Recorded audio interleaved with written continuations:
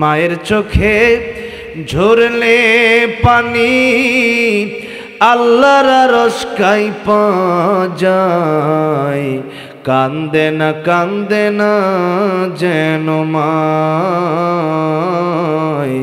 কান্দে না যেন মায়। মায়ের মনে কত কষ্ট জানো না কি ভাই,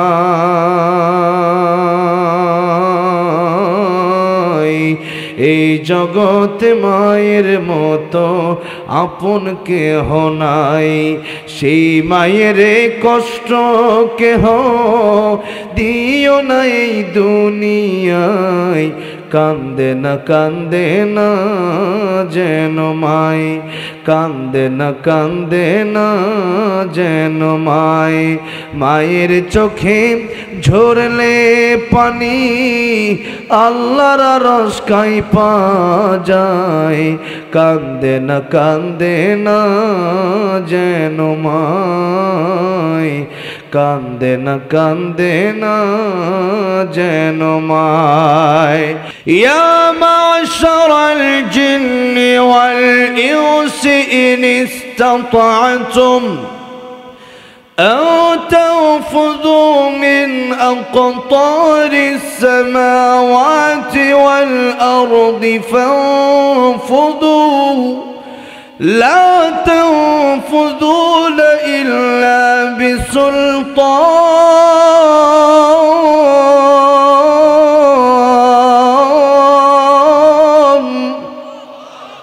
আল্লাহ বলেন, হে জিনেরা, হে মানুষেরা, আমি আল্লাহকে যদি তোমাদের ভালো না লাগে এবং আমি আল্লাহর এই দুনিয়াতে থেকে আমি আল্লাহর গোলামি, নামাজ ভালো লাগে না, পর্দা ভালো লাগে না, কোরআন শরীফ ভালো লাগে না, এরপরে আমি আল্লাহর হুকুম হাকাম, আমি আল্লাহর জিকির ভালো লাগে না, আল্লাহ বলেন আমার আকাশ আমার জমিন ছেড়ে তোমরা বের হয়ে যাও। বলেন বের হওয়ার মতো ক্ষমতা আছে? তাই আল্লাহ রাব্বুল আলামিন বলছেন, আল্লাহ রাব্বুল আলামিন তোমাদের মালিক আর তোমরা আমি আল্লাহর গোলাম। তোমরা যদি গোলামি না করো, তোমাদের দেশ থেকে দিল্লি গেলে দিল্লির আকাশ জমিন কার? আল্লাহ। আমেরিকা যাব, সে আকাশ জমিন আমি আল্লাহ। লন্ডনে যাব, সেই আকাশ জমিন আমি আল্লাহ রাব্বুল আলামিনের। কানাডায় যাব, সে আকাশ জমিন আমি আল্লাহ রাব্বুল আলামিনের। এই পৃথিবী থেকে মঙ্গল গ্রহ সূর্য চন্দ্র যেখানেই যাবা সব কিছুই আমি আল্লাহ রাব্বুল আলামিনের। তোমরা কেউ একটা মাটির কণাও ইটের কণাও তোমরা বানাতে পারো না। সুতরাং এই পৃথিবীতে থাকতে হলে আমি আল্লাহর গোলামি তোমাদের মেনে নিতে হবে। আমি আল্লাহর গোলামি যদি মানতে না পারো, আকাশ জমিন থেকে বের হয়ে যাও। এখন আপনাদেরকে জিজ্ঞাসা করতে চাই, নামাজ যারা পড়েন না এদের কি এই ক্ষমতা আছে নাকি যে আল্লাহর আকাশ জমিন ছেড়ে বের হয়ে যাবেন, অন্য কোনো জায়গায় যাবেন? এই ক্ষমতা আছে? কারো আছে? কারো নাই। তাই আল্লাহ রাব্বুল আলামিন বলেন, লা তানফুযুনা ইল্লা বিসুলতান। আমি আল্লাহর আকাশ জমিন ছেড়ে বের হওয়ার মতো কোনো জায়গা নাই। যেখানেই যাবা সেখানে আমি আল্লাহ রাব্বুল আলামিনের আকাশ জমিন। মাঝে মধ্যে বাপে বাড়ি থেকে রাগ করে বলে বাইর থেকে বের হয় কেন? সন্তান কোনো সময় বলে বাপে যে বাইর থেকে বাড়ি থেকে বের হয় কেন? তুই আমার কথা শোনস না, এই জন্য। সন্তান বলে তোমার বাড়ি ছাড়া কি আর যাওয়ার জায়গা নাই? তখন বাপে বলে ঠিক আছে থাকলে যা। সন্তান কয় যে গেলাম। তাইলে সন্তান এবার নানির বাড়িতে গেছে, বাপেও গেছে। বাপে গিয়া কয় যে সন্তান আমার শ্বশুর বাড়িতে আসছে, তোর নানির বাড়ি হওয়ার আগে আমার শ্বশুর বাড়ি। যে সন্তান আমার কথা শোনে না সেই সন্তান আমার শ্বশুর বাড়িতে থাকতে পারবে না, বের হো আমার শ্বশুর বাড়ি থেকে।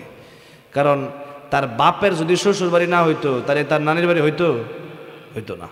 আগে তার বাপে বিয়ে করছে দিকেই তার শ্বশুর বাড়ি হয়েছে আগে, এরপরে তার ছেলে জন্ম নিছে, এরপরে তার নানির বাড়ি হয়েছে। বিয়ে না করলে তার নানির বাড়ি হইতো না, তার বাপে যদি সেই বাড়িতে বিয়ে না করতো। ঠিক না ভাই? ঠিক। এবার সন্তান গেল নানির বাড়ি, বাপেও যায় নানির বাড়ি, গিয়ে বলে আমার সন্তান যদি আমার কথা না শুনে, আমার শ্বশুর বাড়ি আগে তোর নানির বাড়ি পরে বের হোক। সন্তানও বের হয়ে গেল, সন্তান বের হয়ে গেছে খালার বাড়ি, বাপেও গেছে খালার বাড়িতে। গিয়া বলে যে সন্তান আমার কথা শোনে না, সেই সন্তান আমার শালির বাড়িতে থাকতে পারবে না, কারণ তোর খালা পরে আমার শালি আগে। ঠিক না বে? ঠিক। সন্তান এবার কয়ে হারে বিপদে তো পড়ছি, এবার তোমার শালির বাড়ি ছাড়া কি আর জায়গা নাই? জামুকা যা, কই যাবি যা। এবার গেছে ফুফুর বাড়িতে, ঘুরে ফিরে ওই বাপের আত্মীয় বাড়ি যায়। এখন কি কাছে গেল না দূরে গেল? কাছে গেছে। আগে তো রক্তের সম্পর্ক ছিল না, এখন রক্তের সম্পর্কও হইছে। এখন তো ডাইরেক্ট এক পেট থেকে বাপের বোনের বাড়িতে আইসে ঘুরা। এবার বাপ গিয়া কিরে এন আইসত কিলে গিয়া ডাক দিয়া কয় যে আমার ফুফুর বাড়িতে, তোমার সমস্যা কি? কর না, আমার বোনের বাড়ি আগে, তোর ফুফুর বাড়ি পরে। যেই ছেলে আমার কথা শুনে না, ওই ছেলে আমার বোনের বাড়িতে থাকার অধিকার তার নাই। এবার ছেলের মাথা খুলছে, ব্রেন খুলছে, বুদ্ধি আইছে। না ও বাবা, ভুল করেছি, বেয়াদবি করেছি, অন্যায় করেছি, আমি বুঝতে পারি নাই এই পৃথিবীতে যত আত্মীয় স্বজন আমার আছে, সব আত্মীয় তো আগে তোমারই ছিল। তুমি যদি বিয়ে না করতে আমার মাকে, এই পৃথিবীতে তো আমি আসতে পারতাম না, পৃথিবীর মুখ আমি দেখতাম না। বাবা গো, তোমার কারণেই তো পৃথিবীতে আমি মুখ দেখলাম। ও বাবা, তুমি যদি জন্ম না দিতে পৃথিবীতে আসতে পারতাম না। আমি বুঝতে পারি নাই, ভুল করেছি। অমনি বাবা তারে কোলে নিয়ে ডাক দিয়া কয়, সন্তান রে, তোরে বাড়ি থেকে ওই দিন আমি বের হওয়ার জন্য বলি নাই, বরং তোরে আমি বলেছিলাম যেন তুই আমার কাছে ক্ষমা চাস। ও আমার সন্তান, এই ক্ষমা আজকে 1 সপ্তাহ পরে না চায়া আগে যদি ক্ষমা চাইতি, তাহলে 1 সপ্তাহ আগেই তোরে আমি বাপ হইয়া ক্ষমা করে দিতাম। নবীজি বলেন, আমার আল্লাহ রাব্বুল আলামিন 100 ভাগ মায়া থেকে 1 ভাগ আল্লাহ রাব্বুল আলামিন দিলেন তামাম পৃথিবীর সকল মাখলুকাতের ভিতরে, আর 99 ভাগ আল্লাহ রাব্বুল আলামিন রাখলেন আল্লাহর কাছে। 1 ভাগ বনের বাঘের ভিতরেও আল্লাহ রাব্বুল আলামিন দিয়েছেন 1 ভাগ। বনের বাঘের ভিতরেও কয় ভাগ? 1 ভাগ। অক্ষরটা আর কি লিখতে, প্রথমটা ছোট ভ, পরে বড় ঘ, আর পরে হলো বড় ভ ছোট গ। বনের বাঘের ভিতরেও 1 ভাগ। এরপরেও বনের বাঘের সন্তানের জন্য তার কত মায়া, সব কিছু ক্ষুধা লাগলে গিলে ফেলতে পারে, কিন্তু একটা বাঘ তার বাচ্চাকে কত আদর করে। একটা মুরগির ভিতরে কত মায়া। বৃষ্টি যখন চলে আসে, ছাতা নাই, তখন মুরগির বাচ্চাগুলা মুরগির নিচে গিয়া বসে, আর মুরগি পাখা মেলায়া মুরগি নিজে ভিজে তার বাচ্চাদেরকে ভিজতে দেয় না। এটাই হলো মুরগির বাচ্চার জন্য মুরগির ভিতরে আল্লাহ যে মায়া দিয়েছেন, ওইটাও 1 ভাগ। কর সুবহানাল্লাহ। এত মায়া, এত দয়া। বাবা যখন বাজার থেকে 1 কেজি আপেল নিয়ে আসছে, এখন 7টা আপেল, বাবা একটা খাইছে, আরো 6 জন সন্তান আছে। মা 6 সন্তানরে 6টা আপেল দিয়ে শেষ করে দেয়। মা জনম দুঃখিনী, একটা আপেলও খায় না। সন্তানের জন্য এমন মায়া মায়ের আছে না নাই? মায়ের চোখে ঝরলে পানি, আল্লাহর আরশ কাঁইপা যায়, কান্দে না যেন মাই, কান্দে না যেন মাই। মায়ের মনে কত কষ্ট জানো না কি ভাই,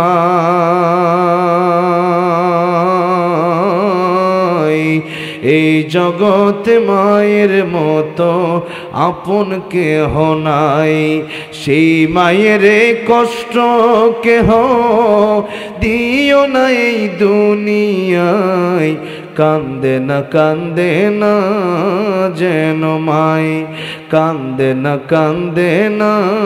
যেন মাই।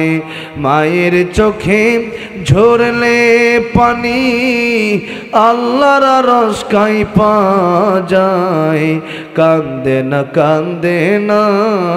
যেন মাই, কান্দে না যেন মাই। আমার আগে আমার প্রিয় ভাই ওলিউল্লাহ মাসুম সাহেব আলোচনা করলেন মাকে নিয়া। নফল নামাজের ভিতরে আছেন, মা ডাক দিছে, তখন মায়ের কথা শোনাটাই কর্তব্য, দরকার।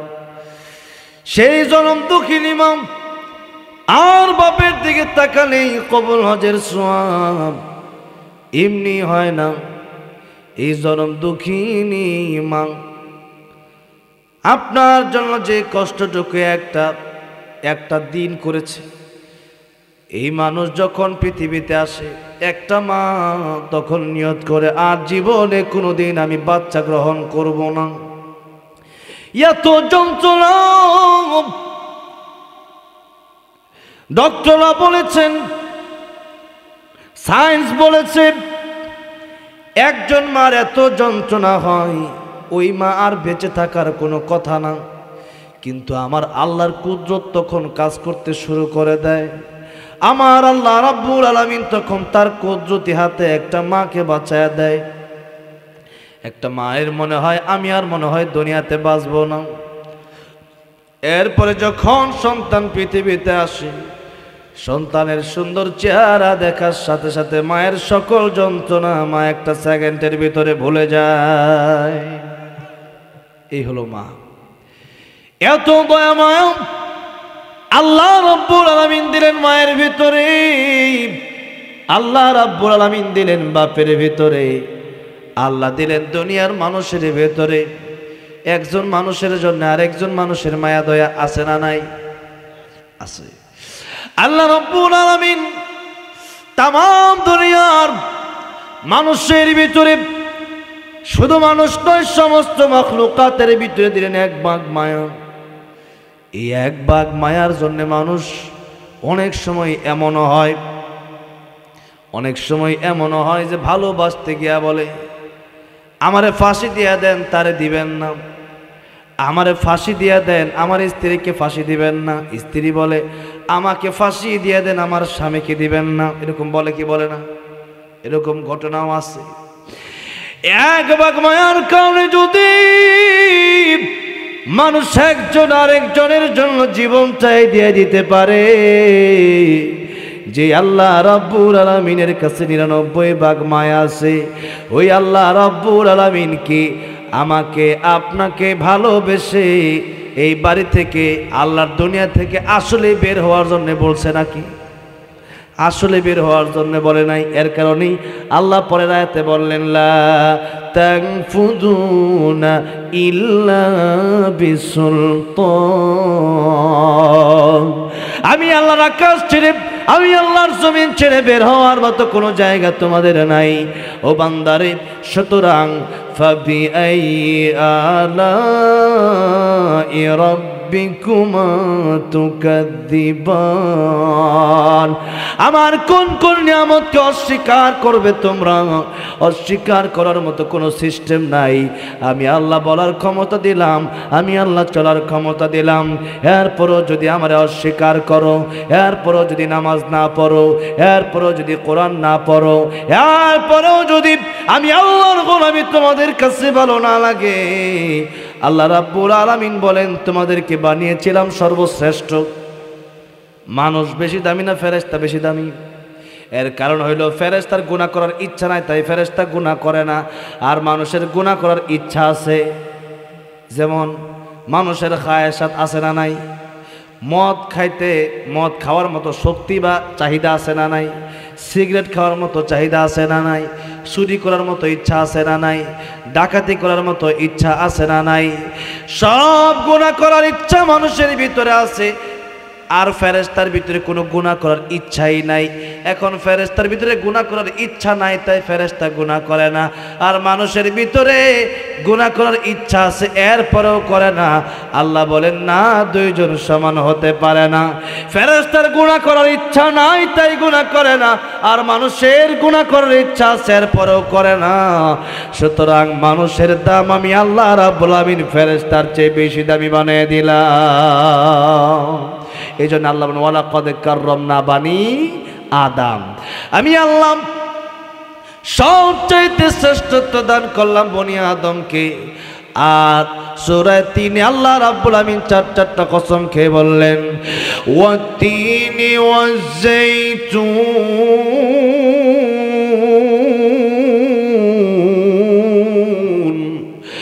وطور سينين وهذا البلد الأمين لقد خلقنا الإنسان في أحسن تقويم।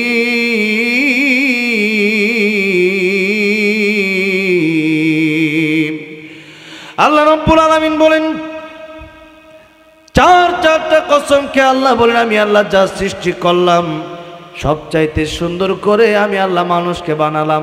এখন মানুষ যদি এটা না বুঝে, এই মানুষ যদি কোরআনের বিরোধিতা করে, এই মানুষ যদি নামাজ না পড়ে, এই মানুষ যদি আমি আল্লাহ রাব্বুল আলামিনকে না চিনে, তাহলে এই মানুষটা কুকুরের চাইতে নিকৃষ্ট হয়ে যায়।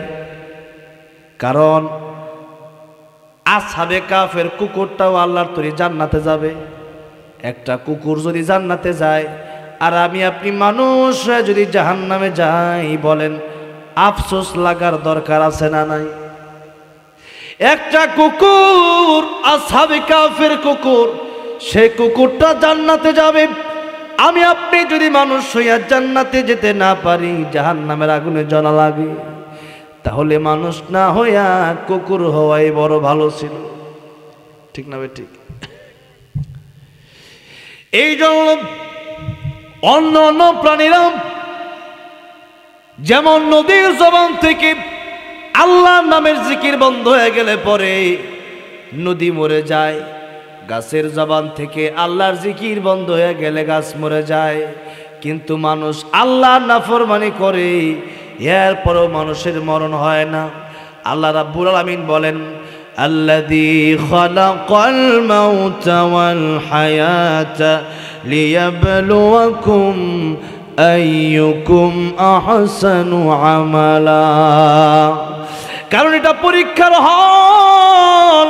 পরীক্ষার হলে আপনার সাবজেক্ট হলো ইংরেজি সাবজেক্ট, কিন্তু আপনি একটা কবিতা বাংলা লেখা শুরু করছেন, হাট্টিমা টিম টিম তারা মাঠে পারে ডিম, তাদের খাড়া দুইটা শিং তারা হাট্টিমা টিম টিম। কবিতার কোনো অর্থ আছে?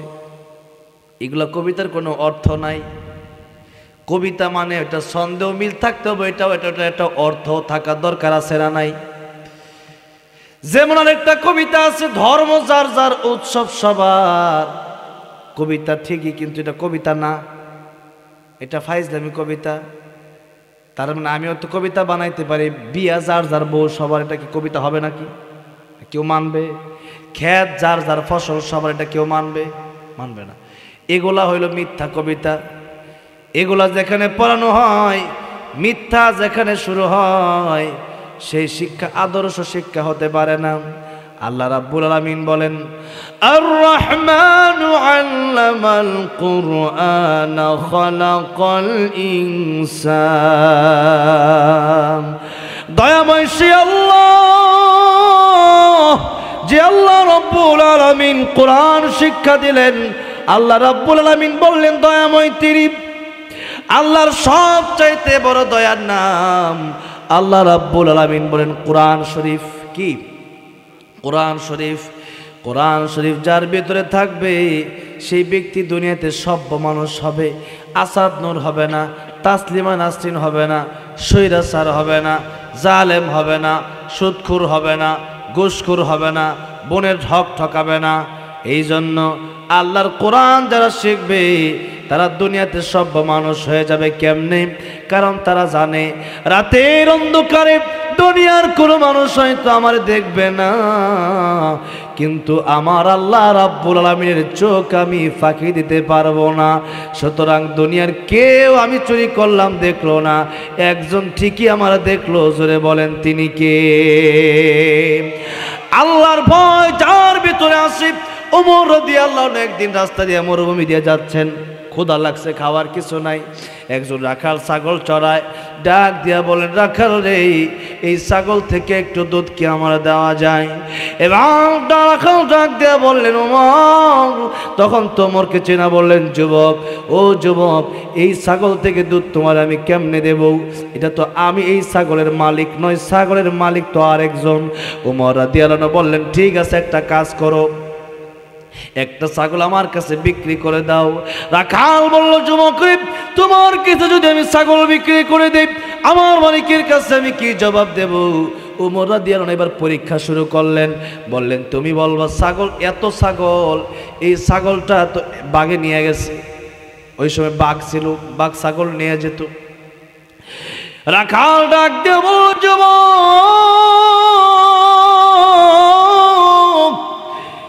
এই ছাগলটা আমি তোমার কাছে আজকে বিক্রি করে দিতে পারি, আর মালিককে গিয়ে মিথ্যা কথা বলতে পারি, দুনিয়ার মালিকের চোখ ফাঁকি দিতে পারি, কিন্তু দুনিয়ার মালিক হয়তো আমার দেখবে না, কিন্তু আরশে আজিম থেকে মহান আল্লাহ রাব্বুল আলামিনের চোখ আমি ফাঁকি দিতে পারবো না। কিয়ামতের কঠিন ময়দানে একটা ছাগলের জন্য আমি হয়তো জান্নাতটা আমার আটকে যাবে। আল্লাহ রাব্বুল আলামিনের ভয় আমার ভিতরে আছে, আমার এই দুনিয়ার মালিক না দেখতে পারে, আমার আল্লাহ রাব্বুল আলামিন আমার আসল মালিক তো ঠিকই আমার দেখতেছেন। সুতরাং তুমি কোটি টাকা দিলেও একটা ছাগলের এক ফোঁটা দুধও তোমার আমি দিব না। আল্লাহু আকবার। এটা হলো আল্লাহর ভয়। এই আল্লাহর ভয় যদি কারো ভিতরে থাকে, ওই ব্যক্তি সুদ খাবে না, ঘুষ খাবে না, চুরি করবে না, ডাকাতি করবে না, পরের হক খাবে না, মদ খাবে না, জুয়া খেলবে না, সিগারেট খাবে না। কেন?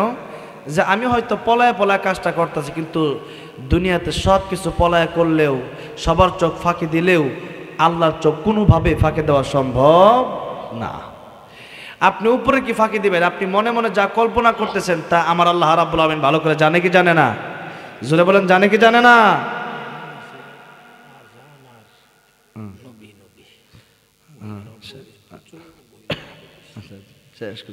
আবার একটা গজল গাওয়ার জন্য বলছে আর কি। দেখি এরপরে আবার এরপরে আজানও লিখছে, এরপর যাই হোক অনেক কিছুই লিখছে। তো আর 5টা মিনিট মোটামুটি একটা মোটামুটি তর্জমাটা শেষ করি। আল্লাহ রাব্বুল আলামিন বলেন যে তোমাদেরকে যত নিয়ামত আমি আল্লাহ দিলাম, তা হলো সবচেয়ে বড় নিয়ামতের নাম হলো কোরআন শরীফ। এই কোরআন শরীফ যদি শিখতে পারো, খালাকাল ইনসান, তাহলে তোমরা মানুষের মতো মানুষ হতে পারবা। আর কোরআন শরীফ না শিখলে পরে জন্মগতভাবে মানুষ হলে আসল মানুষ হওয়া যায় না, চরিত্রে মানুষ হওয়া যায় না। যেরকম ঠিক না বেঠিক? যেমন আমেরিকার প্রেসিডেন্ট, ও আমেরিকার প্রেসিডেন্ট হইলেও ইমান যেহেতু নাই, তার আল্লাহর কাছে মশার পাখার দাম আছে, এর দাম নাই। ঠিক তেমনিভাবে নরেন্দ্র মোদী, সে ভারতের প্রেসিডেন্ট হইতে পারে, কিন্তু সে কুত্তার চেয়ে খারাপ। অং সান সু চি, সে প্রেসিডেন্ট হতে পারে, কিন্তু জানোয়ারের চেয়ে নিকৃষ্ট। এই জন্য এই যে স্বৈরাচার চলে গেছে, এর চেয়ে একটা কুকুরও ভালো। কুকুর তার মালিক ছিল, আর এই স্বৈরাচার খালি আলেমদেরকে জেলে পড়ছে, কোরআনটা খালি বাতিল করতে চাইছে। এই জন্যে আল্লাহ রাব্বুল আলামিন বলেন, কোরআন যদি ভিতরে থাকে, কোরআন যদি বুঝতে পারো, তাহলেই তুমি আসল মানুষের মতো মানুষ। আর যেই ব্যক্তি আমার কোরআন নিয়ে আমার কবরে আসতে পারবে, ওই ব্যক্তি পরীক্ষার ভিতরে পাশ করবে। বলেন সুবহানাল্লাহ। আর কোরআন নিয়ে যদি কবরে না যেতে পারেন, তাহলে কবরে ফেল করে যেতে হবে। আর কেউ যদি ফেল করে, এরকম ফেল করলে পরে পুলিশ ডিপার্টমেন্ট বলেন, আর্মি ডিপার্টমেন্ট বলেন, ব্যাংক বলেন, যে কোনো খাতেই বলেন, চাকরি কি দিবে? দিবে না। কেন দিবে না? যে পরীক্ষা যেহেতু ফেল করছে চাকরি দেওয়া হবে না। তো এই জন্য আল্লাহ রাব্বুল আলামিন বললেন আল্লাযী খালাকাল মাউতা ওয়াল হায়াতা, আমি আল্লাহ মৌত আর হায়াত সৃষ্টি করলাম। মৌত আর হায়াতের কথা আল্লাহ পাক মৌতের কথা আগে বললেন কেন? যে এক সময় আমরা মৃত ছিলাম, এরপরে আল্লাহ আমাদেরকে জীবন দান করলেন। আগে হলো মৌত, এরপরে আমাদেরকে আল্লাহ জীবন দিয়েছে, এরপর রূহ যখন দিচ্ছে আমরা দুনিয়াতে আসলাম। অনেক সময় এমন দেখা যায় যে মায়ের পেট থেকে মৃত বাচ্চা অনেক সময় দুনিয়াতে আসে কি আসে না? বলেন তো, যেই বাচ্চাটা রূহ থাকে না, মৃত বাচ্চা, এই বাচ্চাটাকে কি মা বাবা ঘরে রাখে? কেন? যে এই বাচ্চার কোনো দাম নাই। মনে করেন একজন এমপি, তার রূহ চলে গেছে, খালি বডি কেউ রাখবে? পৃথিবীর কারো ক্ষমতা কি আছে যে একজন মানুষকে যখন মালাকুল মউত আজরাইল আসছে নেওয়ার জন্য তখন বলতে পারে যে আমি তারা রাইখা দেব, তারা আমি বাঁচায় রাখবো? এরকম কেউ আছে? কেউ নাই। যদি এমন থাকতো তাহলে তো ভালোই ছিল। আল্লাহ বলেন কুল্লু মান আলাইহা ফান, সব শেষ হয়ে যাবে আল্লাহ ছাড়া। ওয়ায়াবকা ওয়াজহু রাব্বিকা যুল জালালি ওয়াল ইকরাম। সুতরাং মৌত অনেকগুলো কারণে আল্লাহ পাক আগে বলেছেন, এর মধ্যে একটা হচ্ছে যে আমরা আগে মৃত ছিলাম, পরে আল্লাহ জীবন দান করছে, রূহ দিছে, তার মানে জীবন, রূহটাই হচ্ছে জীবন। আবার আল্লাহ পাক বলেন একদিন তোমরা মরে যাবে। আকুনতুম আমওয়াতান ফাআহইয়াকুম সুম্মা ইউমীতুকুম সুম্মা ইউহয়িকুম সুম্মা ইলাইহি তুরজাউন। আবার তোমরা মরে যাবে, আর কবরে যাওয়ার পরে এরপরে আমি আল্লাহ রাব্বুল আলামিন তোমাদেরকে আবার সৃষ্টি করব। ওই যে জীবন শুরু হবে এটা হলো আসল জীবন, আর এটা হলো মরা জীবন। এটা হলো মরা। এই জীবনটা স্বপ্নের মতো চলে যাবে, কিন্তু পরকালের জীবন, যে জীবন শুরু হবে ওই জীবনের শেষ নাই।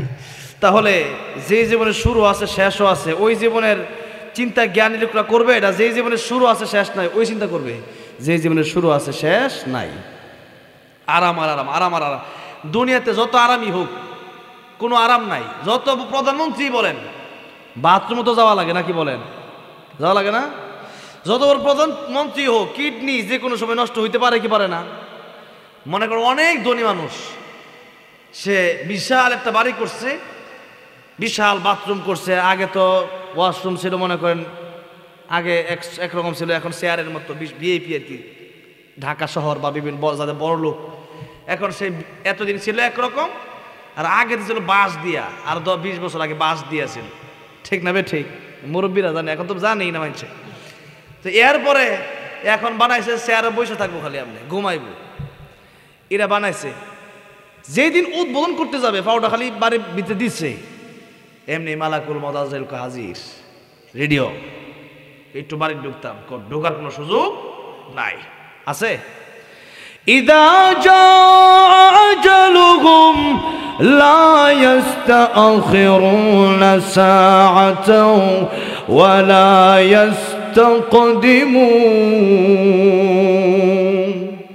মরণের সময় যখন হয়ে যাবে, 1 সেকেন্ড আগেও না পরেও না, একেবারে নির্ধারিত টাইমেই যখন লেখা আছে এই মুহূর্তে এখানে লেখা থাকলে এখানেই মরণ হয়ে যাবে।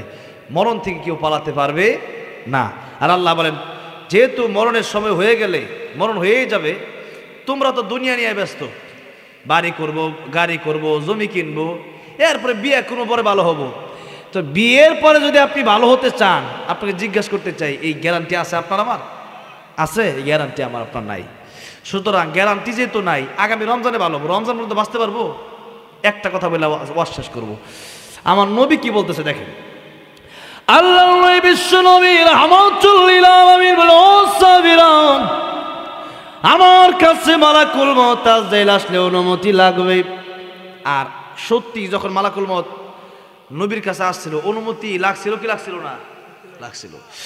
দরজার বাইরে থেকে আল্লাহ নবীকে সালাম দিচ্ছিলেন, আসসালামু আলাইকা ইয়া রাসূলুল্লাহ। আল্লাহ নবী, ফাতেমা দরজা খোলো, তাকে দেখো কে যেন দরজার বাইরে থেকে সালাম দেয়। ফাতেমা রাদিয়াল্লাহু আনহা দেখলেন দরজার বাইরে এমন একজন লোক খানা, যার মাথা আকাশে, যার পা দুইটা জমিনে। ডাক দিয়ে বলেন, বাবা, এমন লোক আমি মক্কা নগরীতে কোনোদিন দেখি নাই, মদিনাতেও কোনোদিন দেখি নাই, দুনিয়ার মানুষের সাথে তার কোনো মিল নাই। নবীজি বলেন, ফাতেমা, এটা মালাকুল মউত আজরাইল। ও বাবা, এখন কেন মালাকুল মউত আসবে? অনেক লম্বা ঘটনা। এবার নবী বললেন, আসছে, তুমি ঘরে ঢোকার জন্য পারমিশন দাও। ফাতিমা বলে পারমিশন দেব না।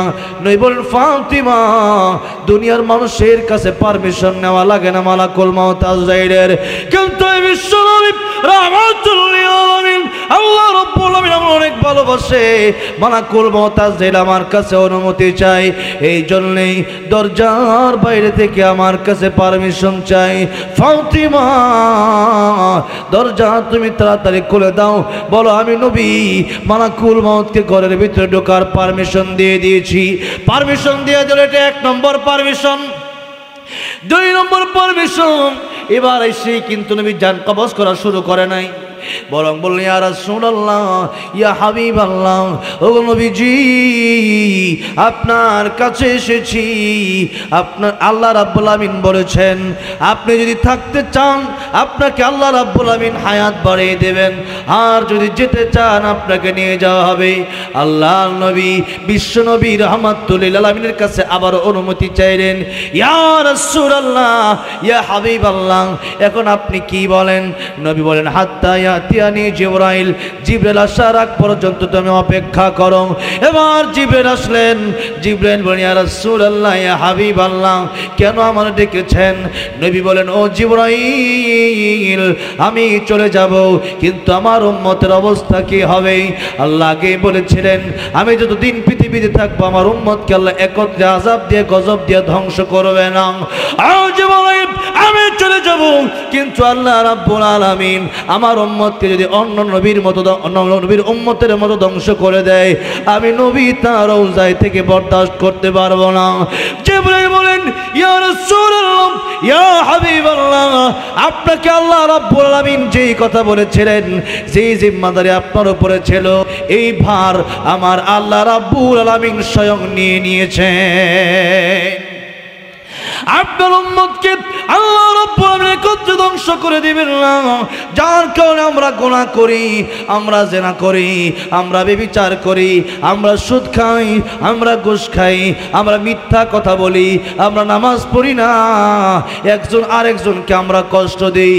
এত গুনাহ করার পরেও আমাদের আযাব আসে না। নবী দোয়া করেছেন এই জন্য, নবী দোয়া করছেন এই জন্য, যার কারণে আল্লাহ বিশ্ব রাহমাতুল লিল আলামিনের দোয়ার কারণে আল্লাহ রাব্বুল আলামিন আমাদেরকে এখনো বাঁচিয়ে রেখেছেন, তওবা করার সুযোগ দিয়েছেন। আমার ভাইরা, আমার মুরব্বী ওয়াজিরা, এই সময়টাতে অনেক লম্বা ঘটনা ঘটেছে, তা আজকে আর বলার সময় নাই। এবার এটা হলো দ্বিতীয় পারমিশন। এবার যখন জিবরাইল আলাইহিস সালামের সাথে কথা শেষ হয়ে গেল, জিবরাইল বলেন ইন্নাকা মাইয়িতুন ওয়া ইন্নাহুম মাইয়িতুন, ইয়া রাসূলুল্লাহ, ইয়া হাবিবাল্লাহ, সবারই মরতে হবে, সবাই মরণশীল আল্লাহ ছাড়া। ইয়া রাসূলুল্লাহ, ইয়া হাবিবাল্লাহ, আপনিও মরবেন, আপনার দুশমনেরাও মরবে। ইয়া রাসূলুল্লাহ, ইয়া হাবিবাল্লাহ, যেহেতু এই দুনিয়া থেকে পরকাল আপনার জন্য উত্তম, পরকালে আপনার সাথে আল্লাহর সাথে মোলাকাত হয়ে যাবে, দিদার হয়ে যাবে, সাক্ষাৎ হয়ে যাবে। পরকালে আপনার জন্য হাজার হাজার নাজ নিয়ামত অপেক্ষা করছে। ইয়া রাসূলুল্লাহ, ইয়া হাবিবাল্লাহ, দুনিয়ার চেয়ে পরকাল উত্তম। এবার মালাকুল মউত আজরাইল জিজ্ঞাসা করছে ইয়া রাসূলুল্লাহ, ইয়া হাবিবাল্লাহ, আমি জান কবজ কি শুরু করতে পারি কিনা? নবী বললেন হ্যাঁ, শুরু করো। এরপরে তিনবার মালাকুল মউত অনুমতি নিলেন আল্লাহর নবীর কাছ থেকে। ইয়া রাসূলুল্লাহ, ইয়া হাবিবাল্লাহ, আসতে পারি? ইয়া রাসূলুল্লাহ, আমি কি আপনাকে আপনার জান কবজ করতে পারি? এরপরে জিবরাইল আসলো, আবার জিজ্ঞেস করি ইয়া রাসূলুল্লাহ, এখন কি জান কবজ শুরু করতে পারি? তিনবার অনুমতি নিয়ে আল্লাহ নবী বিশ্ব নবী রাহমাতুল লিল আলামিন জান কবজ করলেন। আর আল্লাহ নবী বলেন ও সাহাবীরা, মালাকুল মউত আসলে পরে আমার কাছে অনুমতি লাগে, আর পরও আমি নামাজ পড়ে ডান দিকে সালাম ফিরাই, বাম দিকে সালাম ফিরাতে পারবো, এই গ্যারান্টি। ও সাহাবীরা, তোমরা তো সাহাবী, দুনিয়ার অন্য মানুষ তো পরের কথা, আমি রাহমাতুল লিল আলামিন নবী। এই পৃথিবীর মানুষ, এই পৃথিবীর যত মাখলুক আছে সবচেয়ে শ্রেষ্ঠ মাখলুক আমার নবী। আল্লাহর পরে যার ইজ্জত, আল্লাহর পরে যার মর্যাদা, তিনি হলেন রাহমাতুল লিল আলামিন নবী, বিশ্ব নবী মুহাম্মদ রাসূলুল্লাহ সাল্লাল্লাহু আলাইহি ওয়াসাল্লাম।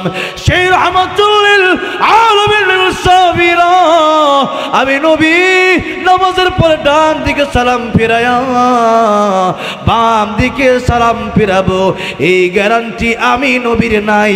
সুতরাং 24 ঘন্টায় মৃত্যুর প্রস্তুতি নেওয়ার দরকার আমাদের আছে না নাই?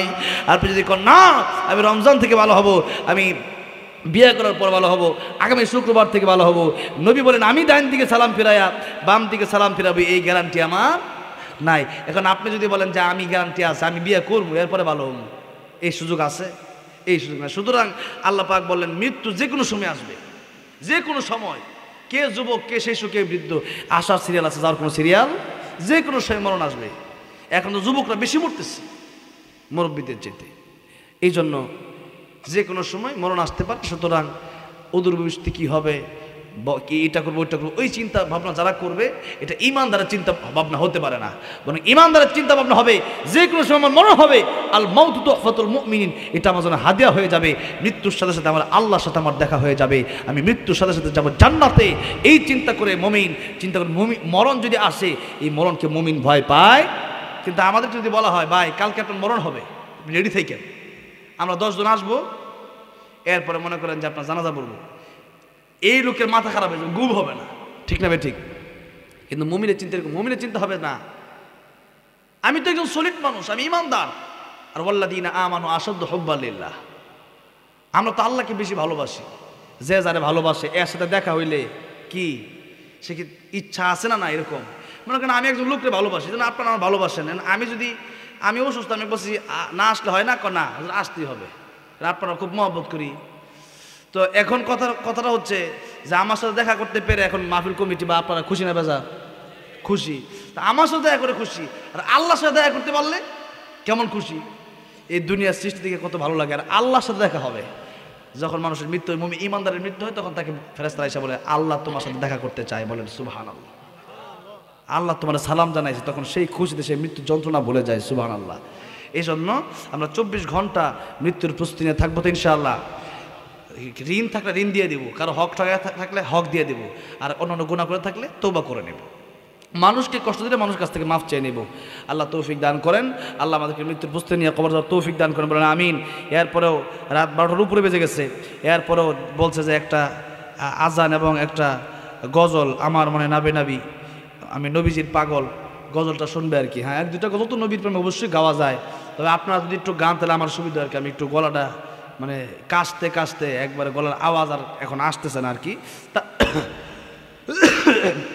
তারপর আল্লাহ রহমত করছে এবং মাইকটা এই ব্রাহ্মণবাড়িয়ার মাইকগুলো খুব ভালো মাশাআল্লাহ যার কারণে। এবং শ্রোতা আমি যদি বলি অন্যান্য এলাকা, যেমন আগামীকাল মাহফিল হচ্ছে যে মাদারীপুর, এখন সেই মাদারীপুর মাহফিল, কিন্তু মাদারীপুর থাকলে কি হবে, কালকের আগের দিন মাহফিল ছিল সেই যশোর, তার আগের ছিল কুষ্টিয়া। তো সেই কুষ্টিয়া আর যশোর মাহফিল থাকলে কি হবে, সেখানে 50,000 লোক থাকলে কি হুজুর বলছে, কিন্তু এই ব্রাহ্মণবাড়িয়া 10 জন শ্রোতা আলোচনা করলে যে মজা পায়, ওই জন্য 50,000 লোক করলে মজা পাই না। এই শ্রোতা যারা এরা হইলে একবারে মানে ওনারা এমন শ্রোতা যারা কমপ্লিট, একটা মাহফিলে যে শ্রোতা যারা আসছে একটা লোক উঠে নাই মাহফিল থেকে, আর 50,000 লোক আসছে 10,000 উঠে যেতেছে, তখন আর মাহফিলে মন থাকে না। এবং এখানে যারা আসছে, যারা বসছে, তাদের বসা, তাদের আশা দেখেই বোঝা যায় যে তারা আমলের নিয়তে তারা কথা শুনতেছে, ঠিক না বে ঠিক?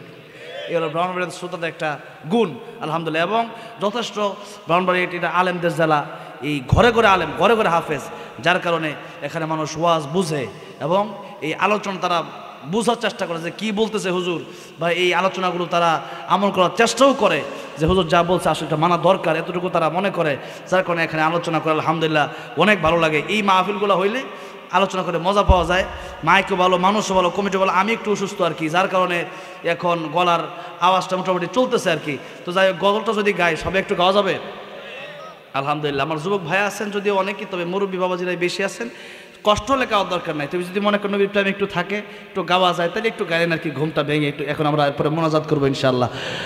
আমি নবীজির পাগল, আমি মদিনার পাগল, আমি নবীজির পাগল, আমি মদিনারি দুলবালি মোর, মদিনারি দুলবালি মোর নয়নের কাজল।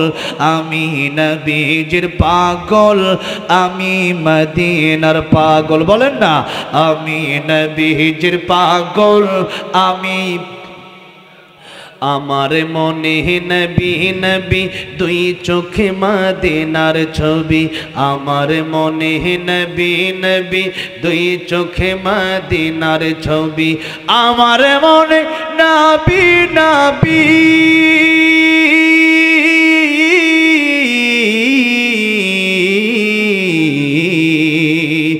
আমার মনে নবী নবী দুই চোখে মদিনার ছবি। নবীর প্রেমে দিতে রাজি, নবীর প্রেমে রাজি, নবীর প্রেমে দিতে রাজি জীবনের সকল। আমি নবীজির পাগল, আমি মদিনার পাগল। আমি নবীজির পাগল, আমি আমার রোগের সকল ঔষধ দয়াল নবীর সালাম দরুদ। আমার রোগের সকল ঔষধ দয়াল নবীর সালাম দরুদ। আমার রোগের সকল ঔষধ,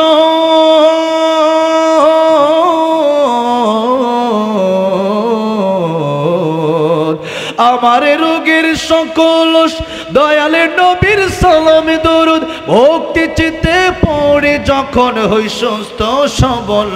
আমি নবীজির পাগল, আমি মদিনার পাগল। আমি নবীজির পাগল, আমি আল্লাহ রাব্বুল আলামিন জীবনে একবার হলো প্রত্যেককে মক্কা মদিনা যাওয়ার তৌফিক দিও, জোরে কোন আমিন। নবী বলেন মান যারা কবরি ওয়াজাবাত লাহু শাফাআতি, যারা আমার কবর জিয়ারত করবে, আমার রওজা জিয়ারত করবে, আমি নবী তাদের জন্য কিয়ামতের ময়দানে সুপারিশ করব, জান্নাতে নিয়ে যাব। এজন্য আল্লাহ রাব্বুল আলামিন আমাদের সবাইকেই সেই পবিত্র মক্কাতুল মুকাররমা মদিনাতুল মুনাওয়ারা যাওয়ার তৌফিক দান করে, বলেন আমিন। এরপরে অনেকে দোয়া চেয়েছেন, তাদের জন্য দোয়া হবে। বিশেষ করে অনেকে কবরবাসী হয়ে গেছেন, তাদের জন্য আমরা মোনাজাত করব। এত রাতে আজান দেওয়ার জন্য যদি বলছেন যদিও, কিন্তু আমি আজানটা দিতে পারতেছি না, খুব হাই স্কেল, হ্যাঁ অনেক হাই স্কেল, এরপরে যেন কষ্ট হয়ে যাচ্ছে আর কি। তো যতটুকু সময় পারছি আমি দোয়া চাই। হ্যাঁ দুইটা করে দুইটা লাইন, আচ্ছা ভাই বলছে দুইটা লাইন, ঠিক আছে দুইটা লাইন যদি কি বলা যায় কিনা। আল্লাহু আকবার, আল্লাহু আকবার, আল্লাহু আকবার,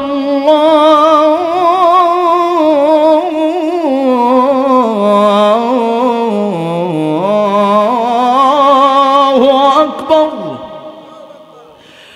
أشهد أن لا إله إلا الله،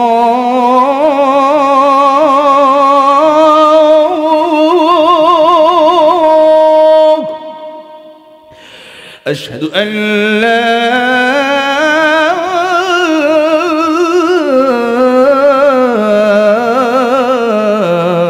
إله إلا الله،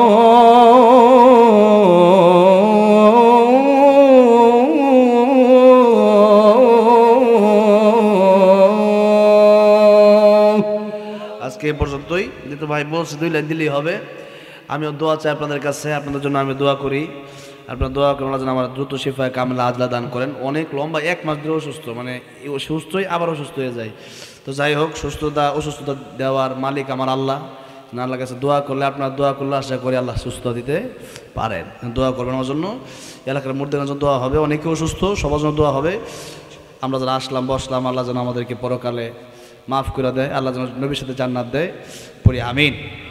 দুরূদ শরীফ পড়ি, আল্লাহুম্মা সাল্লি আলা মুহাম্মাদিন ওয়া আলা আলি মুহাম্মাদ। অনেক প্রবাসী ভাইয়েরাও এখানে টাকা পয়সা দেয়া শরীক হয়েছে, আলহামদুলিল্লাহ। প্রবাসী ভাই হলো, প্রবাস হলো দুনিয়ার একটা কবর আর কি। ওই বিদেশে যে কষ্টটা আমরা গেলে দেখি, 40 তলা 50 তলার উপরে সাদা কাজ করে, রঙের কাজ, রোদ, মিডল ইস্ট যারা থাকে এত রোদ। এই যে দুবাই, যে বাবুল হাসান ভাই, মোহাম্মদ হোসেন দুবাই প্রবাসী, দুবাই আমি গেছি। আমি দুবাই এক জায়গায় যাওয়ার পরে দেখলাম বাঙালিরা যারা কাজ করতেছে এত কষ্ট, রোদ কি 2 মিনিট দ্বারা থাকা যায় না, সেখানে গাড়ির কাজ, ইটের কাজ, বিভিন্ন কাজ, কত যে কষ্ট তারা করে এটা আপনি ওখানে না গেলে বুঝবেন। এই দেশে আসছে একটু ভিআইপি, মানে ভিআইপি পোশাক পরে আসে দেখে আমার ভাবে ভিআইপি, আসলে না, কি যে কষ্ট। সেখানে বিদেশে টাকা আছে, পয়সা আছে, বিল্ডিং আছে, কিন্তু মায়া মমতা ভালোবাসা নাই, বুঝতে। এরপরে খাবার খাওয়া যায় না বিদেশের, যে এই দেশের যে খাবার আলু ভর্তা যে মজা, ওই আলু ভর্তাটা সেখানে পাওয়া যায় না। সেখানে খাবারই খাওয়া যায়, কাঁচা মাছ খায় মানছে। বিদেশের যে মাছ, আমাদের বাংলাদেশের রান্না, ওই রান্না বিদেশে জীবনও পাবেন না। খালি যে বাঙালি রান্না করে তাহলে পাবেন, এছাড়া পাবেন না। তো এই জন্য বিদেশে যারা থাকে অত্যন্ত কষ্ট করে, তারা অনেক কষ্ট, অনেক পরিশ্রম। এই দেশের মায়ের মতো ভালোবাসা তারা দেখতে পারে না, মায়ের ভালোবাসা অনেক সেখানেই মারা যায়, অনেকে মা মারা যায়, বাপ মারা যায়, আসতে জানাজাও করতে পারে না। তো আল্লাহ রাব্বুল আলামিন যেন তাদের জানেমালে বরকত দান করেন, আল্লাহ রাব্বুল আলামিন যেন তাদের আয় রোজগার ইনকামে বরকত দান, তাদেরকে যেন ভালো রাখেন, আল্লাহ রাব্বুল আলামিন যেন তাদেরকে দিনের কাজ বেশি বেশি করার তৌফিক দান করেন, আমিন, আল্লাহুম্মা আমিন। ربنا ظلمنا أنفسنا وإن لم تغفر لنا وترحمنا لنكونن من الخاسرين رب ارحمهما كما ربياني صغيرا رب ارحمهما كما ربياني صغيرا ربنا لا تزغ قلوبنا بعد إذ هديتنا وهب لنا من لدنك رحمة إنك أنت الوهاب আল্লাহ রাব্বুল আলামিন তাকে দেখো, রাত 12টার উপরে বাজে, কত মানুষ বিদেশি কম্বল নিয়ে শিমুলতলার বালিশ নিয়ে আরাম করে বাড়িতে ঘুমায় আছে। আল্লাহ রাব্বুল আলামিন বন জঙ্গলের পশু পাখিগুলোও তাদের বাড়িতে ঘুমায় পড়েছে। আয় আল্লাহ রাব্বুল আমিন, তোমার কিছু বান্দা গুনাহগার গভীর রজনীতে টাকা পয়সার খিচুড়ি বিরিয়ানির আশায় আসে নাই, তোমার রহমত, তোমার ক্ষমা, তোমার ভালোবাসায় গভীর রজনী পর্যন্ত যারা বসে রইল, আল্লাহ রাব্বুল আলামিন মেহেরবানি করে আমাদের জিন্দেগির গুনাহগুলি তুমি মাফ করে দাও। আয় আল্লাহ রাব্বুল আলামিন, যারা হাতগুলো বাড়াই দিল, জানি না কার জনম দুঃখিনী মা, কার দরদি বাবা অন্ধকার কবর দেশের সাইত, আল্লাহ রাব্বুল আলামিন মেহেরবানি করে ওই মা বাবার কবরগুলা তুমি জান্নাতের বাগান বানায়া দাও। আল্লাহ অনেকের দাদা দাদি নানা নানি শ্বশুর শাশুড়ি আত্মীয় স্বজন বন্ধু বান্ধব পাড়া প্রতিবেশী অন্ধকার কবর দেশে শায়িত, আয় আল্লাহ রাব্বুল আলামিন মেহেরবানি করে আজকের মাহফিলকে কবুল আর মঞ্জুর করে প্রত্যেকের কবরগুলো তুমি জান্নাতের বাগান বানায়া দাও। আয় আল্লাহ রাব্বুল আলামিন, যারা হাতগুলো বাড়াই দিল, জানি না কার মনে কি নেক বাসনা আছে, দয়া করে মেহেরবানি করে প্রত্যেকের মনের নেক বাসনা তুমি পুরা করে দাও। আয় আল্লাহ রাব্বুল আলামিন, জানি না কার মনে কি দুঃখ বেদনা আছে, আয় আল্লাহ রাব্বুল আলামিন দয়া করে মেহেরবানি করে প্রত্যেকের দুঃখ বেদনা দূর করে দাও। আয় আল্লাহ রাব্বুল আলামিন, এই মাহফিলকে তুমি কবুল আর মঞ্জুর করে নাও। আয় আল্লাহ রাব্বুল আলামিন, এই মাহফিল যারা আয়োজন করলো, আয় আল্লাহ রাব্বুল আলামিন, যারা আসলো বসলো টাকা পয়সা শ্রম মেধা দিল, আয় আল্লাহ রাব্বুল আলামিন, কাল কিয়ামতের ময়দানে মাহফিল আমাদের জন্য নাজাতের উসিলা বানিয়ে দিও। আয় আল্লাহ রাব্বুল আলামিন, আমিও ব্যক্তিগতভাবে প্রচণ্ড অসুস্থ, আয় আল্লাহ অনেকে অসুস্থ দোয়া চেয়েছেন, অনেকে দোয়া চাইতে পারে নাই, মেহেরবানি করে প্রত্যেককে তুমি শিফায়ে কামেলা আজেলা দান করে দাও। আয় আল্লাহ রাব্বুল আলামিন, এলাকায় তোমার খাস রহমত বরকত নাজিল করে দাও। আল্লাহ রাব্বুল আলামিন, যারা হাতগুলো বাড়িয়ে দিলাম, আয় আল্লাহ প্রত্যেকের হাত তুমি কবুল আর মঞ্জুর করে নাও। আয় আল্লাহ রাব্বুল আলামিন, যা চাইলাম তাও দান করো, যা চাই নাই আমাদের দরকার তুমি তাও দান করো। আয় আল্লাহ রাব্বুল আলামিন, ইমানের উপর অটল অবিচল থেকে আমাদের মৃত্যু দিও। আয় আল্লাহ রাব্বুল আলামিন, জানি না আয় আল্লাহ কার পেছনে মালাকুল মাউত দাঁড়ায় রয়েছে, আল্লাহ রাব্বুল আলামিন, জানি না কার জন্য কাফনের কাপড় ইতিমধ্যে বাজারে চলে আসছে, আয় আল্লাহ জানি না কারে কবর ডাকতেছে, আয় আমি কবর, যে কবরের সাথী নাই বাতি নাই, যেই কবরই সাপ বিচ্ছুর ঘর, আয় আল্লাহ রাব্বুল আলামিন, জানি না ওই কবরে কার ডাক ইতিমধ্যেই চলে আসছে। আয় আল্লাহ রাব্বুল আলামিন, কবরের প্রস্তুতি আমরা নিতে পারি নাই। আয় আল্লাহ রাব্বুল আলামিন, কবর আযাব আমরা সইতে পারবো না। আয় আল্লাহ, জাহান্নামের আগুন আমরা সইতে পারবো না, আমরা বড়ই দুর্বল। আয় আল্লাহ রাব্বুল আলামিন, মেহেরবানি করে আমাদের জিন্দেগির গুনাহ মাফ করে দাও। আল্লাহ রাব্বুল আলামিন, আয় আল্লাহ, আমাদের যাদের ইমান দুর্বল তুমি আমাদের ইমান শক্ত বানায়া দাও। আল্লাহ, খাঁটি মুসলমান না বানায়া মরণের জন্য ডাক দিও না। আল্লাহ, খাঁটি মুসলমান না বানায়া আজরাইল মালাকুল মউত পাঠায়ও না।